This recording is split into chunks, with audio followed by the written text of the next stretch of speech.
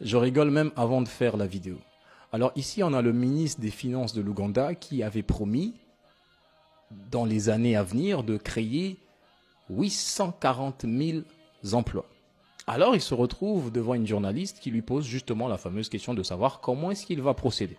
Honorable, in the next financial year, you said you're going to create 840,000 jobs. How are you going to create them? Woo! There are so many things, let me tell you. Et voici sa réponse.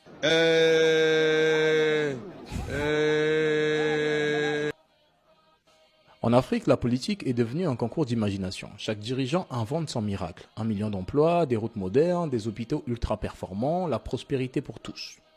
Le problème, ce n'est même pas qu'ils mentent. Le problème, c'est qu'ils ne savent pas vraiment comment atteindre l'objectif qu'ils annoncent. L'exemple concret avec le fameux ministre des Finances de l'Ouganda. Il promet la création de 840 000 emplois.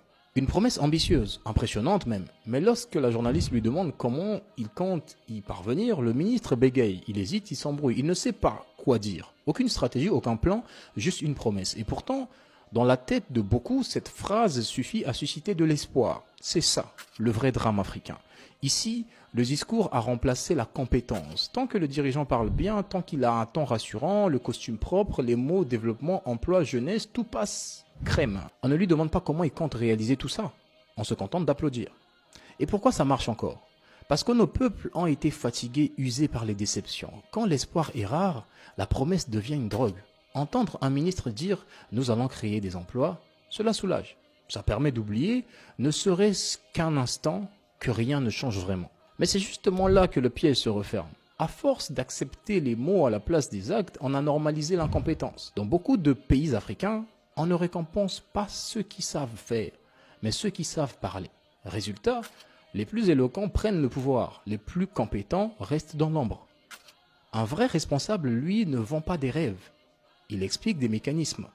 Comment libérer le crédit, comment soutenir les PME, comment reformer la formation, comment attirer les investissements. Il parle chiffres, processus, étapes. Mais ce langage-là, beaucoup n'y prêtent plus attention, parce qu'il ne fait pas rêver.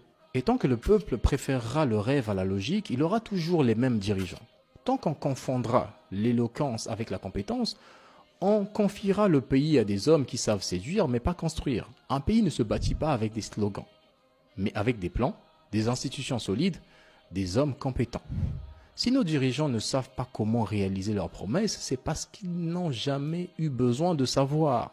Le peuple ne l'exige pas. Le peuple a